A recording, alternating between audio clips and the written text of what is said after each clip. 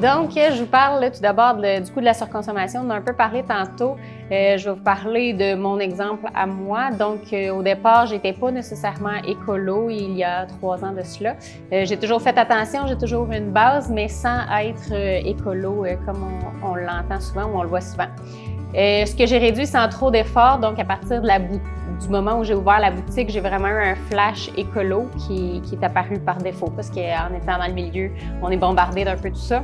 Le ménage complet de la façon Bea Johnson, j'en ai parlé un peu sur mes réseaux sociaux, j'en parle assez souvent de Bea Johnson. Bea Johnson, c'est une américaine, si je ne me trompe pas, qui a développé, disons, le zéro déchet. Cette américaine-là, maman de 3 enfants, 2 adultes, 3 enfants, donc remplit un pot maçon 1 litre, là, le gros pot maçon régulier, là, remplit ça de déchets par année à 2 adultes, 3 enfants. Fait qu'il y a quelque chose de réaliste, il y a quelque chose de réalisable.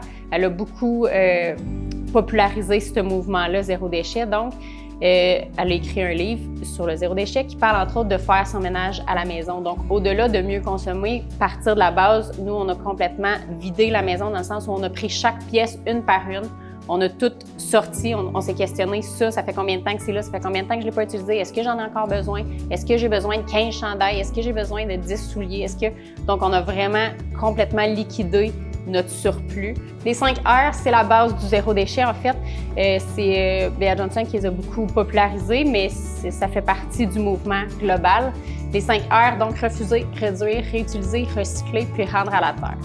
Le principe étant que si tu commences avec le premier R, normalement, tu ne devrais pas avoir à te rendre au dernier. On s'entend que c'est très utopique, là. Clairement que si tu ne fais que refuser, il y a quelque chose qui va te manquer, mais dans l'utopie générale, le principe étant plus tu vas refuser, moins tu vas avoir à le recycler, par exemple, pour rendre à la terre.